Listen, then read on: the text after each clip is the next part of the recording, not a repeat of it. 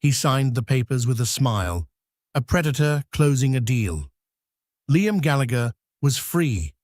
He'd shed his project wife Eleanor and secured his fortune. He thought he had won. He never imagined that 6 months later, he'd be in the back of a gilded ballroom, hiding his tears as he watched that same woman, radiant and transformed, become the bride of a billionaire. This isn't a love story. It's a story about the bill for arrogance and the price of underestimating the person sleeping next to you. The smile on Liam Gallagher's face was as sharp and sterile as the glass wall of the conference room. It was a smile of completion. 48th floor, Park Avenue. The view was of Central Park, a manicured green rectangle that from this height looked as neat and conquered as he felt. "Well," said his lawyer, Stephen Vale, sliding a gold-plated pen across the mahogany, "if you'll both sign the final page, we'll be concluded." Liam signed with a fluid, confident stroke.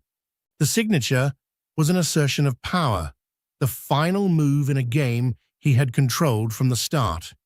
He pushed the document and the pen toward her. Elena. She sat opposite him, perfectly still. She hadn't spoken in an hour, not since the initial hello. For the last 5 years, Liam had dressed her, molded her, improved her. He'd taken Elena Rostova, a quiet, introspective artist with paint-stained fingers and clumsy social graces, and tried to turn her into Mrs. Gallagher, a society wife. It had never quite taken. She was, he'd decided, a bad investment. Now she looked small in the oversized leather chair. Her dark hair was pulled back in a simple knot, and she wore a plain grey dress he didn't recognize. It was probably something she'd bought herself, second-hand. The thought amused him. "Eleanor," Stephen prompted gently, his voice softened with the false pity of a man paid by the hour. She picked up the pen. Her hand, he noted with clinical detachment, was steady. No tremor, no hesitation. She signed her name, Elena Rostova. She'd already dropped the Gallagher. She slid the document back. Her eyes, a deep, unreadable brown, met his for a single second. There was no hatred in them, no sadness, no anger. There was just nothing. A void. It was the look one might give a stranger on a subway platform. That, more than any tears, annoyed him. "And that," Liam said, leaning back and clasping his hands behind his head, "is that." He flashed his smile again, this time at his lawyer. "A clean break, just as we planned." "Indeed," Stephen shuffled the papers. "The settlement, as agreed, will be transferred to Ms. Rostova's account within 24 hours. The penthouse is officially yours, Mr. Gallagher. Her belongings have been moved to a storage unit, the key to which is here," Elena said, her first word. She reached into her simple cloth bag and placed a single key on the table. It wasn't a key to a storage unit. It was her key to the penthouse. Liam frowned. "My assistant arranged for movers. They were scheduled for tomorrow." "I didn't need them," she said. Her voice was quiet, but it cut through the air-conditioned hush. "I only took what I came with." Liam almost laughed. What she came with? That was a joke. She'd come with 2 suitcases of clothes, a box of art supplies, and a portfolio of paintings he'd called morbid. He'd rescued her from a 5th-floor walk-up in the East Village that smelled of turpentine and cat food. He'd given her everything. And this generous settlement? It was a joke, a masterpiece of legal maneuvering by Stephen. After 5 years, she was walking away with just enough to cover a year's rent in a mediocre apartment. He'd kept the penthouse, the Hamptons house, the portfolio, the art he'd collected. He'd won. Utterly. "Well," he said, standing and smoothing the front of his $8,000 Tom Ford suit. Eleanor, it's been an experience. I wish you all the best. She stood as well. She was taller than he remembered, or perhaps she was just standing up straighter now that his shadow wasn't on her. She picked up her bag, nodded once to Stephen Vale, and walked to the door. Eleanor, wait, Liam said, a flicker of irritation. This wasn't right. There was supposed to be a scene, tears, a final, pleading look. He was supposed to be the magnanimous victor, patting her on the shoulder.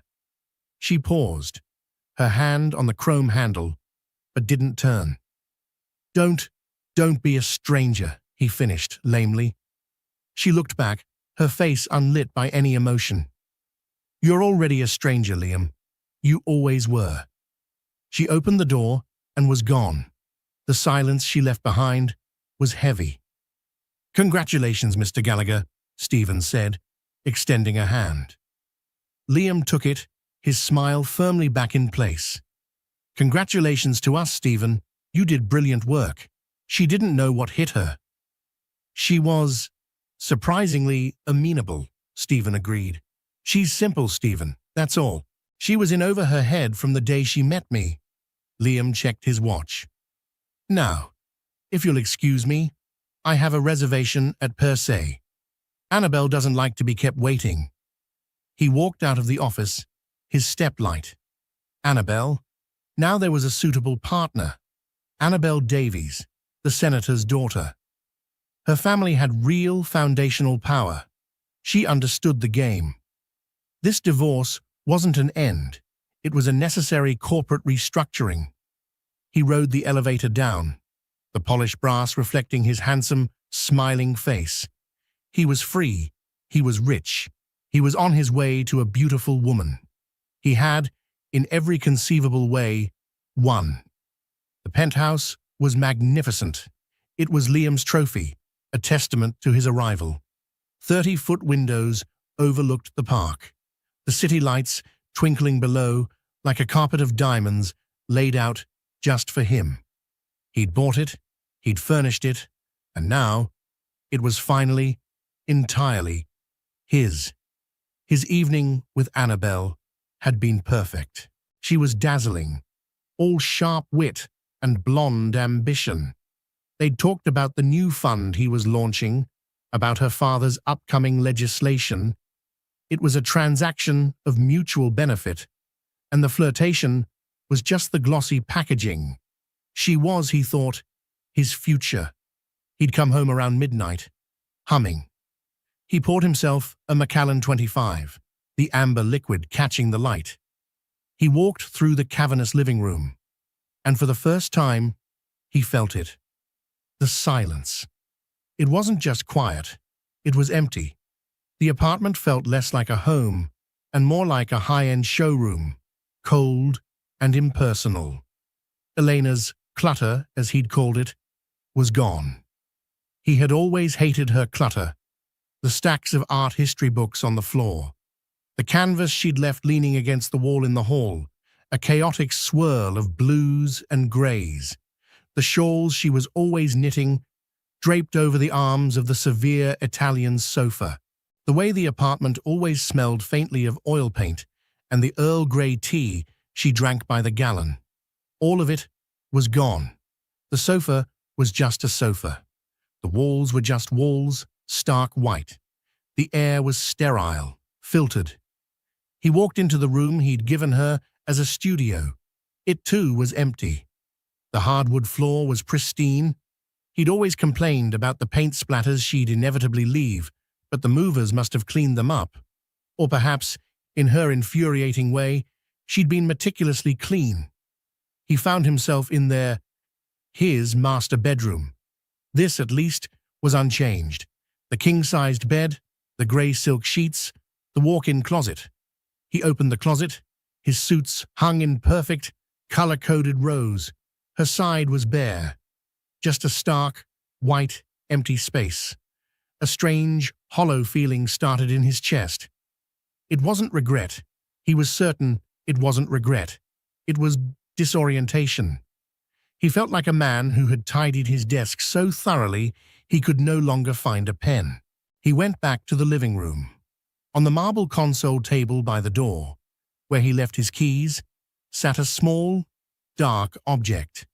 He picked it up. It was a small carved wooden bird, no bigger than his thumb. It was worn, the dark wood smoothed by touch. He recognized it. A street market in Prague, on their honeymoon. A trip he'd found tedious. Too many authentic experiences. Not enough luxury. She'd been fascinated by an old man carving these things with a pocket knife. She'd bought this one for a few coins. He'd called it tourist junk. She'd always kept it on her nightstand. Why had she left this? An oversight? A final, pathetic attempt at sentiment? He turned the small object over in his palm. It was surprisingly heavy. He almost threw it in the trash. A clean break after all. But he hesitated. Annoyed at his own hesitation, he shoved it into the pocket of his suit trousers and went to get another drink. He stood by the window, looking down at the city he'd conquered. He thought of Elena, probably huddled in some tiny, grim apartment in Brooklyn or Queens, surrounded by her sad, unsellable paintings. She'd be crying. She must be crying. The image gave him a small, satisfying jolt of his earlier triumph. He'd done the right thing. He'd cut loose a dead weight. He finished his scotch, the silence of the penthouse pressing in on him. He felt, for one fleeting moment, incredibly, profoundly alone. He shook his head, blaming the alcohol. He was Liam Gallagher. He wasn't alone. He was free. He just needed to get used to the sound of winning. The light in the Brooklyn studio was magnificent. It was a raw, industrial white light that poured in from a massive, grimy skylight, illuminating every speck of dust that danced in the air. To Liam, the place would have been a dump. To Elena, it was a sanctuary. It had been 3 months since the signing. The generous settlement had been an insult, just as Liam intended. It was enough to secure this studio space in a semi-derelict warehouse and a tiny sleeping loft above it. It was enough for canvases, for paint, and for time. Liam had thought he was leaving her with nothing. He had, in fact, given her back everything. Elena Rostova was not a broken woman. She was a focused one. For 5 years, she had lived in a gilded cage, her wings systematically clipped by a man who called it love. Liam hadn't rescued her. He'd acquired her. He'd seen her talent not as something to be nurtured, but as a charming, rustic quirk to be sanded down and polished, like a piece of barnwood he wanted to turn into a coffee table. "He's helping you," he'd say, standing in her pristine UES studio, pointing at a canvas. "This blue is too aggressive, Lena. It makes people uncomfortable. And this subject matter, it's so dark. Why don't you paint the park? People like the park." He'd criticized her clothes. "Too bohemian, Lena. You look like a student." And her friends, they're not ambitious, are they? He had slowly, painstakingly suffocated her. The divorce wasn't a tragedy, it was a deflated lung drawing its first, ragged breath. "You're a maniac, you know that," said her friend Chloe, perched on a stool, sipping lukewarm coffee from a jar. Chloe was a sculptor, all sharp angles and neon-dyed hair. "You haven't left this room in a week." "I'm close," Elena murmured, dabbing a deep, violent crimson onto a 10-foot canvas. The painting was a whirlwind of motion, a chaotic, abstract storm. It was all the things Liam hated. It was aggressive, it was dark, and it was magnificent. "So," Chloe said, "you going to tell me about him?" Elena paused, her brush hovering. "He's just a man, Chloe." "Uh-huh. Just a man who has been to this dump 5 times in 2 weeks. Just a man who doesn't buy your work, he commissions it, at prices that would make a gallery weep. And, I might add, just a man who gets dropped off by a car that looks like it belongs to a head of state. Eleanor couldn't help a small smile. His name is Marcus. She had met him 2 weeks before the divorce was final. At a tiny pop-up gallery show, Chloe had forced her to enter one of her older, smaller pieces in. He was older, maybe 50, with kind, tired eyes and an impeccably tailored suit that was so understated it screamed old money. He'd stood in front of her painting for 20 minutes. She, assuming he was just confused by the abstract, had come up to explain it. "Don't," he'd said, his voice a quiet baritone. "Don't explain it. You'll ruin it." He turned to her. "It's angry." She'd been so taken aback, she just said, "Yes." "Good," he'd replied. "Anger is a clarifying force. I'm Marcus Thorne. I'd like to buy this." He'd bought it, and then he'd come to her studio. He'd sat on the same stool Chloe was on now, sipped the same bad coffee, and just watched her work. He didn't offer critiques. He didn't tell her to paint the park. He'd looked at the massive, chaotic canvas she was working on. "What is it?" "It's the feeling of being in a glass house, I think," she'd said. "And now?" he asked. "Now, it's the sound of the glass breaking." He'd nodded, a slow, understanding smile on his face. "When it's finished," he said, "I'm hosting a small fundraiser for the new contemporary art wing at the MoMA. I'd like to unveil this as the centerpiece, and its artist, that was tonight." "Marcus Thorne," Chloe said, snapping her fingers. "Thorne, Thorne. As in Thorne Global? That Marcus Thorne." Elena just smiled and cleaned her brush. "Lena," Chloe breathed, "that man isn't a millionaire. He's a billionaire with a B. As in, buys countries billionaire." "He's just Marcus," Elena said, her voice soft but firm. "And he's kind. He listens.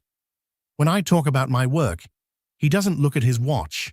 He's the most eligible bachelor on the planet," Chloe was rambling, "and he's here, in your paint-splattered loft, drinking this." She looked at the coffee jar in disgust. "He likes my work," Elena said, slipping off her overalls. Underneath, she was already wearing a simple, elegant black silk dress. "And I like him. It's not like with Liam." "No," Chloe said, her eyes wide. "It's definitely not like with Liam. Liam was a bully in a nice suit. This is different. You're not his project, are you?" "No," Elena said, stepping into her shoes. He said he felt like he'd been waiting his whole life to find an artist like me. He said I was the real thing." A car, a discreet black Bentley, pulled up to the warehouse curb below.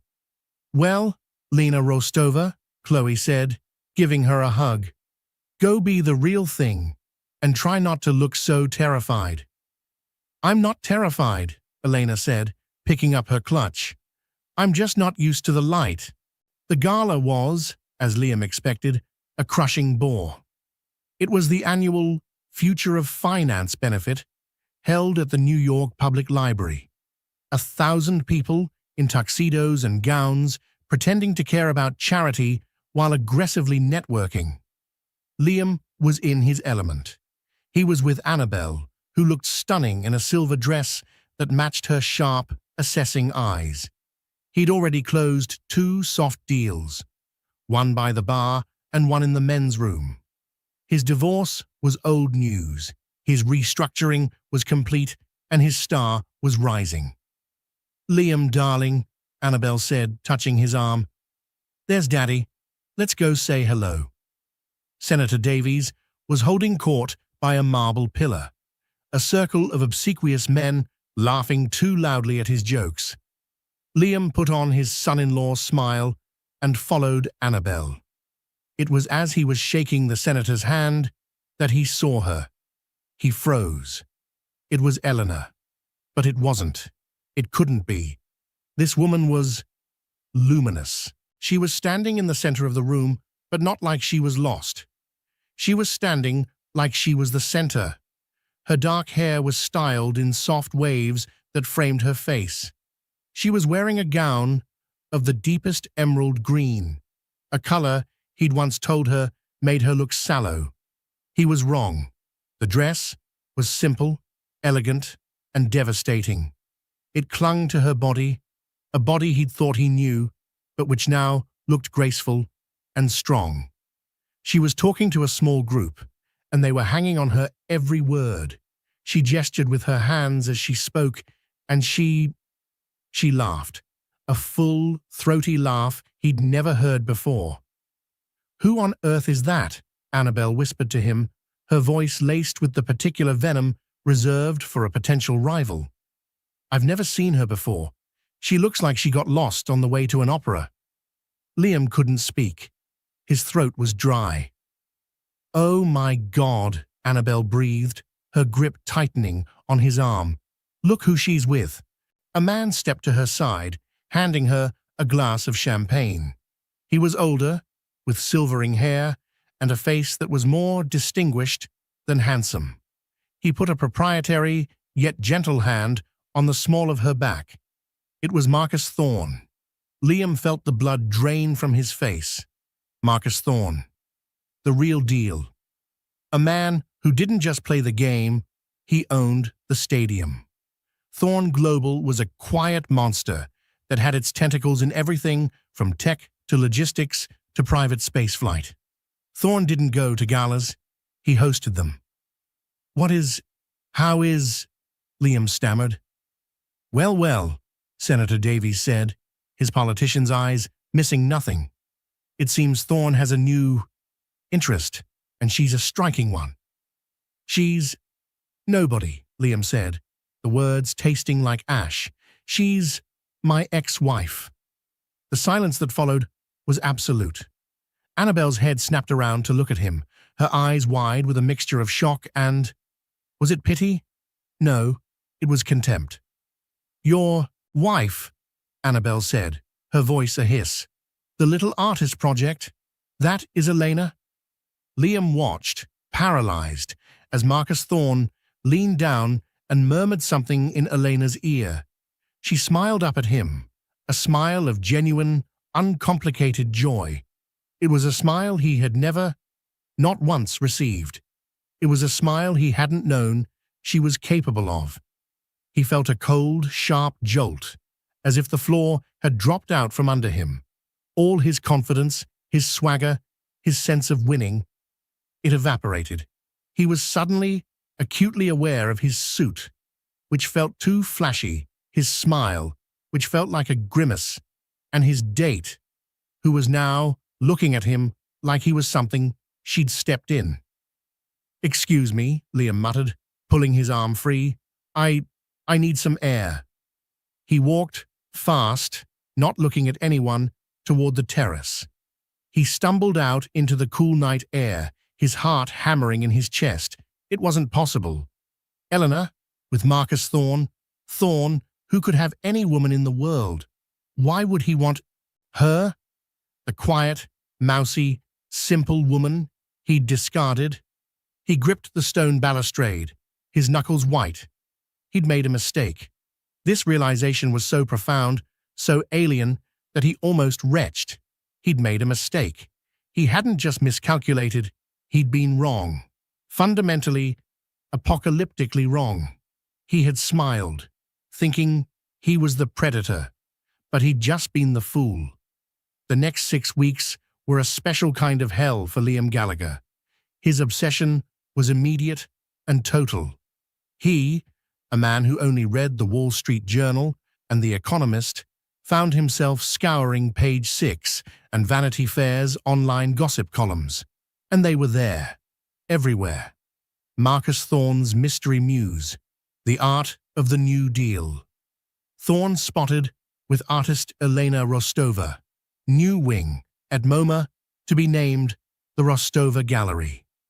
Liam stared at the pictures on his screen, a sick, churning feeling in his stomach. It was her, but it wasn't. There she was, at a private dinner at the Frick, her hair loose, engaged in what looked like an intense conversation with a Nobel laureate. There she was, laughing on the deck of Thorne's yacht in the Mediterranean. There she was, in jeans and a simple white shirt, walking hand in hand with Thorne in Paris. In every photo, she looked centered, calm, happy. She looked like the woman he'd first met at that tiny gallery before he'd started fixing her. The unraveling was quiet at first, then catastrophic. His deal with Senator Davies, the one that was supposed to be the cornerstone of his new fund, stalled.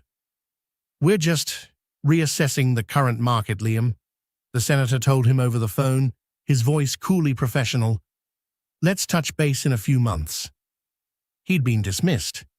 Annabelle, of course, stopped returning his calls. The day after the gala, she had sent him a one-line text. "You have my sympathies." It was not a message of commiseration. It was a social execution. At work, he was unfocused. He sat in meetings, staring at his partners, but his mind was on her. How had she done it? Was it a long con? Had she been planning this all along? Had she been laughing at him? No. That was the worst part. He knew Elena. She was incapable of that kind of duplicity. This wasn't a scheme. It was authentic. Thorne, a man who could detect the slightest insincerity, had seen something real in her, something Liam had owned for 5 years and had been too arrogant, too stupid to see. He started drinking, not socially, but seriously. He'd come home to the silent, empty penthouse, the trophy room of his failure, and drink until the view blurred. The small wooden bird from Prague was now on his nightstand, where hers used to be. He'd pick it up, turning it over and over. He remembered that day. She'd been so happy, eating a Tredelnik, her fingers sticky. She'd pointed at the old carver. "Look, Liam, he's making them out of a single piece of wood. Isn't that wonderful?" He'd been checking his email, annoyed by the lack of good service. "It's a tourist trinket, Lena. Come on, we'll be late for the reservation." She'd bought it anyway, her face falling, and tucked it in her pocket. She hadn't mentioned it again, but it had been on her nightstand for 5 years. He'd dismissed her art. Now, the Rostova Gallery at MoMA was the most talked-about art event of the year. He'd dismissed her intellect. Now, she was quoted in the Paris Review talking about the neo-expressionist movement. He'd dismissed her worth, and she was now with a man who could buy and sell Liam's entire world before breakfast. The power imbalance he had cultivated so carefully had not just been leveled, it had been inverted. He was now the one looking up. He was the nobody. He was her embarrassing ex-husband. The before picture, the starter marriage. One night, drunk and furious, he did the unthinkable. He called her. He found her new number through a gallery contact. It rang twice. "Hello?" Her voice was the same. Quiet. Calm. "Lena," he slurred, "it's Liam." There was a long pause. He heard a faint sound, like a fireplace. "Liam, why are you calling me?" I wanted to..." "What? Congratulate her? Yell at her?" "I saw you at the gala with Thorne." "Yes," she said. How could you?" he managed. "So fast. We were married." "No, Liam," she said, and her voice was not unkind, but it was terribly, terribly final. "You were married. I was managed. There's a difference. I have to go." "Wait," he said, a note of panic in his voice. This settlement, it was a joke. I know it was. Are you laughing at me?" This time, the silence was even longer. When she spoke, it was from a great distance. "Liam, I haven't thought about you in months. Not until you called. I'm not laughing at you. I don't feel anything about you. I hope you find what you're looking for. Goodbye. The line went dead. He stared at the phone. I don't feel anything about you. It wasn't malice. It wasn't revenge. It was indifference. He threw his Scotch glass at the wall. It shattered, the expensive crystal and amber liquid spraying across a painting he'd paid $300,000 for. He sank onto his Italian sofa, the one she'd always covered in shawls, and buried his face in his hands. The smile he'd worn in that office, so full of triumph. It was the smile of the biggest fool in New York City. A month later, Liam was a man reduced. He still wore the suits, still lived in the penthouse, but the swagger was gone. He was a ghost haunting his own life. His partners at the firm had called a meeting, a gentle one, about his recent performance and lack of focus. They'd suggested a sabbatical, a soft firing. He was at his desk, staring at a spreadsheet he hadn't touched in an hour, when his assistant buzzed. "Mr. Gallagher, a courier just dropped this for you. It's personal. Send him in." A man in a crisp uniform handed him a thick, cream-colored envelope. It was heavy, the cardstock impossibly rich. His name and address were written in beautiful, flowing calligraphy. He didn't recognize the return address. A law firm on Fifth Avenue. He slit it open with a letter opener. His hands were shaking, and he hated himself for it. Inside was a single, folded card. "Mr. Marcus Thorne and Ms. Elena Rostova request the pleasure of your company at their marriage Saturday, the 14th of October, 2023, at 4:30 in the afternoon. Thornhill, Sagaponack, New York reception, to follow Liam." Read it once, then a second time, then a third. He laughed. It was a dry, rasping, broken sound. They were inviting him. They were inviting him to their wedding. His first thought was that it was a power play, a final, crushing "fuck you" from Thorne, a way to rub his nose in it. "I'm marrying the woman you threw away. Come and watch." But as he stared at her name, Miss Elena Rostova, he knew that wasn't it. Thorne didn't need to play games. Thorne was so far above him that he wasn't even on the same board. This was her. He tried to pass the motive. Was it malice? Had he so deeply underestimated her capacity for cruelty? He thought back to their last phone call. "I don't feel anything about you." And that's when the horrifying truth of it landed. It wasn't malice. It wasn't a power play. It was exactly what it appeared to be. It was indifference. His presence at her wedding was so utterly, profoundly irrelevant to her happiness that it didn't matter, one way or the other, if he was there. He was a non-entity, a former business associate, a footnote. They had probably gone down a list. Who from the art world? Who from business? And his name had come up, and she had just shrugged. Sure, invite him. This gesture, so neutral, so devoid of the passion he'd expected, love, hate, anger, anything, was the most devastating psychological blow he had ever received. It meant his betrayal, his arrogance, his entire 5-year campaign to diminish her, hadn't even left a scar. He hadn't broken her. He'd just inconvenienced her. And she had moved on. He dropped the invitation on his desk. He thought about throwing it away. He thought about burning it.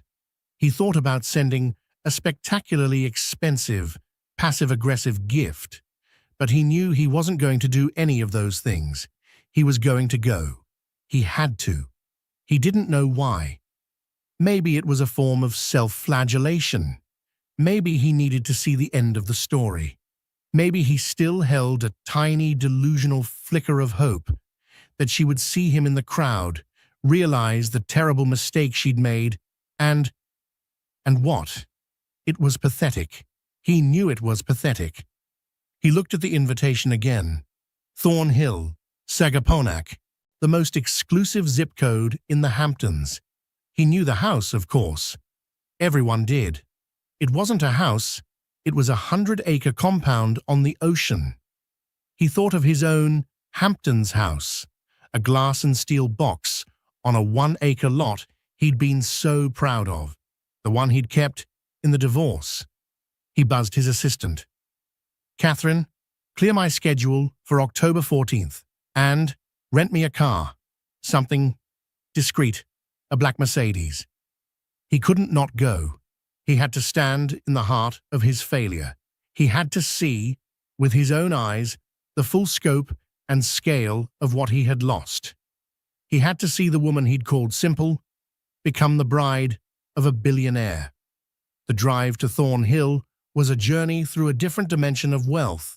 Liam's rented Mercedes felt inadequate as he passed through the gates of Sagaponack, where the cottages were 20,000-square-foot estates hidden behind 20-foot hedges. He gave his name to a discreet man with an earpiece at a gate that was less a gate and more a fortress entrance.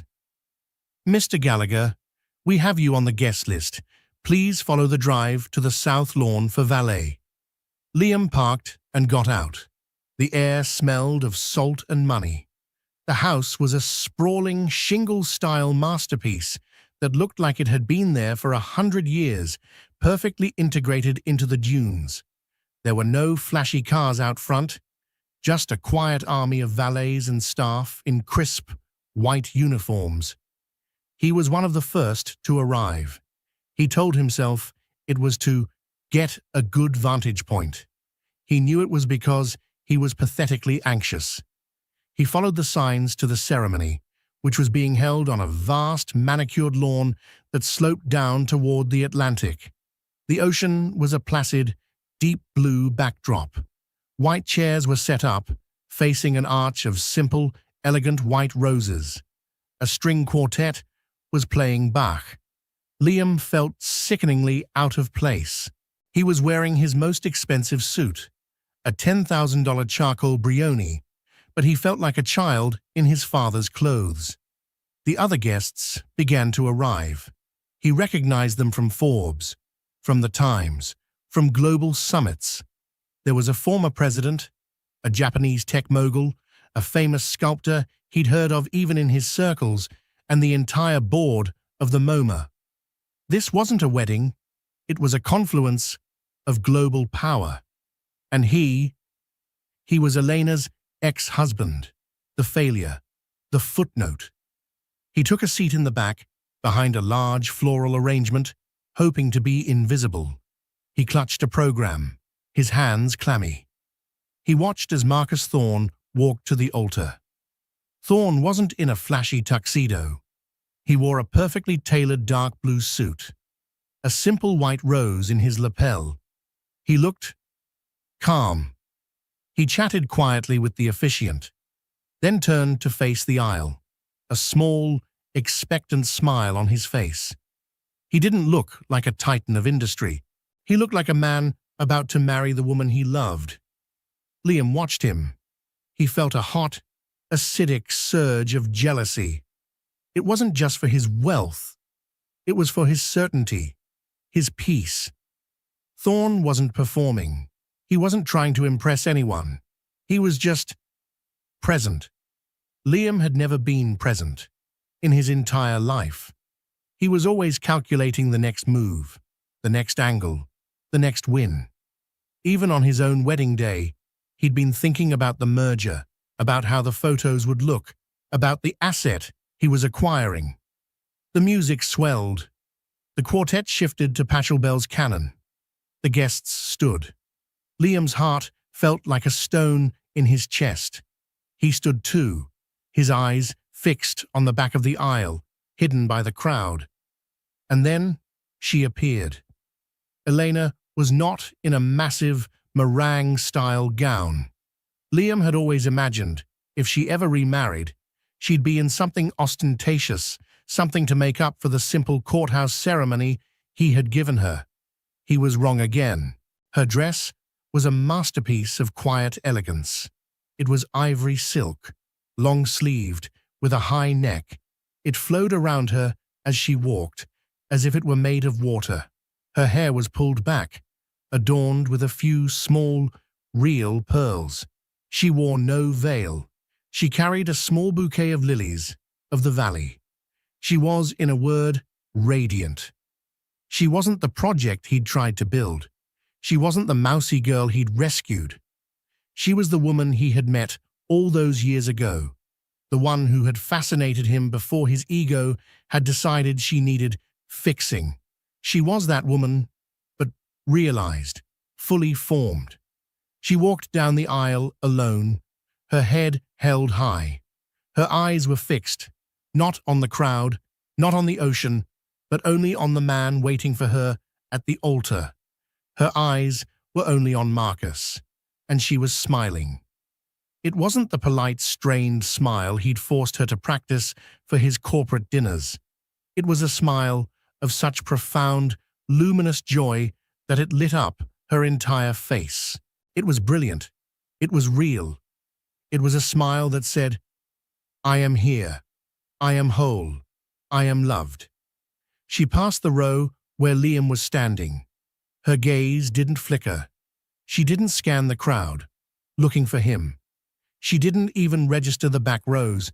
She had, in fact, forgotten he existed. She reached the altar. Marcus took her hands. He didn't say a word, just looked at her, his own smile mirroring hers, and that's when it broke Liam. The smile. He remembered his smile. The smirk in the lawyer's office. A smile of victory, of control, of ending something. He'd smiled because he'd won, because he'd crushed her, because he was free. Elena's smile was the opposite. It wasn't about an ending. It was about a beginning. It wasn't about control. It was about release. It wasn't a victory over him. It was a victory for herself. In that one crushing, horrifying moment, Liam Gallagher finally understood. He hadn't just lost a wife. He hadn't just been upstaged by a richer man. He had, with his own two hands, taken something priceless, something real and alive, and in his boundless arrogance had dismissed it as junk. He'd thrown away a diamond, thinking it was a piece of glass. He wasn't crying because she was marrying a billionaire. He was crying because, for the first time, he truly saw the woman he had divorced. And she was magnificent. And she was not his. She had never been his. He felt a hot, shameful tear trace a path down his cheek. He fumbled for a handkerchief, his breath catching in a sob he couldn't control. He turned, stumbling away from the scene, hiding his face behind the floral arrangement. He heard the officiant's voice begin, "We are gathered here today." He was crying for his own stupidity. He was crying for the wasted years. He was crying for the small, carved bird in his pocket. He was crying because he had smiled when he signed those papers, and he finally understood he had been signing his own spiritual death warrant. He was the ghost at the feast, and the only person who knew it was him. 6 months later, the penthouse was sold. The market was down, and Liam had been forced to sell at a loss to cover the catastrophic collapse of his fund. His partners had bought him out for pennies on the dollar. The sabbatical had become permanent. Liam Gallagher, the man who'd had it all, now lived in a respectable but not opulent 2-bedroom apartment on the Upper West Side. It was quiet. He was in therapy 3 times a week. He was confronting, for the first time in his 41 years, his crippling need for control, his pathological fear of not being the winner, his complete inability to value anything he couldn't own. It was brutal, humbling work. He was, in a word, smaller. He was quieter. He was, for the first time, beginning to be real. He was walking near his apartment on a grey Tuesday when a poster in a gallery window caught his eye. Elena Rostova, Resilience, new works. His heart did a painful, familiar lurch. He hadn't seen her name, not once, since the wedding. He'd forced himself not to look. He stood on the sidewalk for a long time. Part of him, the old Liam, wanted to walk away, to protect his fragile, recovering ego. But a new, quieter part of him knew he had to go in. It was part of the penance. He pushed open the gallery door. The place was packed. It wasn't a society crowd, it was a real art crowd. Students, critics, artists, all speaking in hushed, reverent tones. He saw the paintings. They were astonishing. They were huge, vibrant, and overflowing with a raw, powerful emotion. They were the paintings she'd always wanted to create, the ones he'd called aggressive and dark. Here, they were celebrated. He saw red, souled dots next to almost every single one. And then he saw the centerpiece. It was the largest canvas in the room, a 20-foot masterpiece. It was a chaotic, brilliant, terrifying storm of color. It was the sound of breaking glass she had told Marcus about. It was the painting of her escape. It was a portrait of her soul. He stood in front of it, mesmerized. He felt its power, its anger, its joy, its resilience. He looked closer. In the bottom right corner, almost hidden in a swirl of dark paint, was a small, familiar shape. A small, carved wooden bird.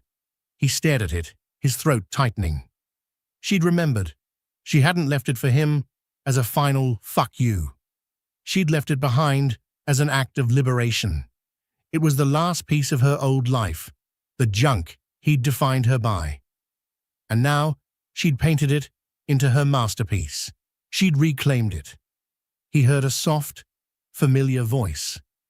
"It's incredible, isn't it?" He turned. Elena was standing there. She was with Marcus, who had his arm gently around her waist. She looked happy. She was wearing a simple, paint-splattered pair of jeans and a cashmere sweater. She looked at Liam. Her eyes were clear. There was no anger, no pity, just recognition. "Liam," she said, nodding, "I didn't expect to see you here." "Eleanor," he said, his voice hoarse, your work is—" He gestured at the painting, unable to find the words. "I know," she said, not unkindly. "I'm free." Marcus Thorne looked at Liam. He was a man who needed to say very little. He just nodded once, a simple, non-threatening gesture of acknowledgement. There was no triumph in his eyes. He didn't see Liam as a rival, or even as a memory. I'm glad for you, Elena," Liam said. And the shocking thing was, he meant it. The jealousy was gone, replaced by a deep, aching sadness, but also respect. "Truly, it's beautiful." He looked at the painting one last time. He saw it all. His own arrogance, his dismissal, her quiet strength. He gave her a small, pained, real smile. "Congratulations." He turned and walked out of the gallery, past the crowds, and onto the street. He was not redeemed. He was not fixed. He would not get the girl, or the money, or the power. His story wasn't a comeback. It was a cautionary tale. He'd spent his life trying to win, and his greatest victory, that smile as he signed the divorce papers, had been his most profound loss. The story wasn't about him. He'd just been a chapter, a dark, necessary chapter in her story. He shoved his hands in his pockets, felt the cold city air on his face, and for the first time began to walk with no particular destination in mind. 2 years passed. The name Liam Gallagher no longer inspired fear, envy, or even recognition on Wall Street. He was a whisper, a footnote in a bull market story that had long since moved on. His penthouse, his Hamptons house, his seat at the table, all gone, liquidated to cover debts and the buyout from his partners. Liam now worked as a senior consultant for a mid-level risk management firm. The office was on Lexington, not Park. The windows overlooked a brick wall, not Central Park. He made a good living, but it was just that. A living, not a victory. His $8,000 suits had been replaced with $1,500 suits from Brooks Brothers. They were functional, not armor. His life had shrunk, but in doing so had gained a strange, unfamiliar density. He no longer lived in an echo chamber of his own voice. His small UWS apartment was filled with books, not trophies. He was reading history, philosophy, novels, things he'd once dismissed as unproductive. His therapy had continued, shifting from a desperate damage control operation to a quiet, weekly maintenance of the soul. He was learning to listen. He was learning what it felt like to be wrong. One rainy Thursday, he was sitting in a coffee shop, reviewing a client's portfolio, when a magazine on the rack caught his eye. It wasn't Forbes or The Economist. It was Art in America. And on the cover was Elena. It was not a society photo. She was in her studio, a massive, light-filled space that was clearly not the Brooklyn warehouse. She was wearing white, paint-splattered overalls and a simple, gray t-shirt. Her hair was in a messy bun, and a streak of cobalt blue was dashed across her cheek. But her eyes, they were aimed directly at the camera, clear, challenging, and profoundly, unshakably joyful. The headline was simple: Elena Rostova, the architecture of resilience. Liam felt the old familiar pang, a tightening in his chest, the ghost of an ache. But it wasn't the hot, acidic jealousy of before. It was a cooler, deeper feeling, a complex, bittersweet regret. He bought the magazine. He sat in his apartment that night, the rain lashing against his windows, and he read. The article wasn't about her marriage. Marcus Thorne was mentioned, of course, but as her husband and partner in the Thorne-Rostova Foundation, the philanthropic arm they had founded to fund arts education in underserved communities. The article was about her process, about her explosive, deeply psychological new work. It detailed her upcoming solo exhibition in Berlin, her retrospective at the Tate Modern. It quoted her. "For a long time," she said in the article, "I was trying to paint around the edges of what I was feeling. I was afraid of my own voice. I think you have to be broken, just a little, to let the light in. My work isn't about the darkness, it's about the way the light looks when it finally breaks through the wall you built." Liam closed the magazine. A wall you built. He had been her wall. He had been the darkness she had to break through. The article had one other photo that stuck with him. It was a candid shot, black and white, of her and Marcus at the foundation's opening. She was at a podium, speaking. He was in the front row, looking up at her, his face a mask of quiet, absolute adoration. He was not her owner. He was her audience, her biggest fan. Liam thought of Annabelle, of the transactional, ambitious partnership he had craved. He'd wanted a mirror to reflect his own greatness. Thorne, a man who already owned the world, had wanted a window to look at something he'd never seen before. He went to his bedroom desk. In the back of the bottom drawer, beneath old tax returns, was the small, carved wooden bird from Prague. He picked it up. He had kept it, he'd told himself, as a reminder of his failure, a penance. But holding it now, he knew that wasn't the whole truth. He'd kept it because it was the last thing he had that was real. It was from a moment, however brief, before his ego had completely taken over. A moment when she was just a happy girl eating a pastry, and he was just a man on his honeymoon, annoyed, yes, but present. He had smiled, signing those divorce papers, believing he was closing a deal. He had won. But Elena's signature, her simple Elena Rostova, had been the real act of power. It wasn't a signature of completion. It was a signature of creation. She had signed her name, and in doing so, had authored her entire future. He had just been the editor, striking himself from her story. He set the bird down on his desk. He wouldn't throw it away, but he wouldn't hide it either.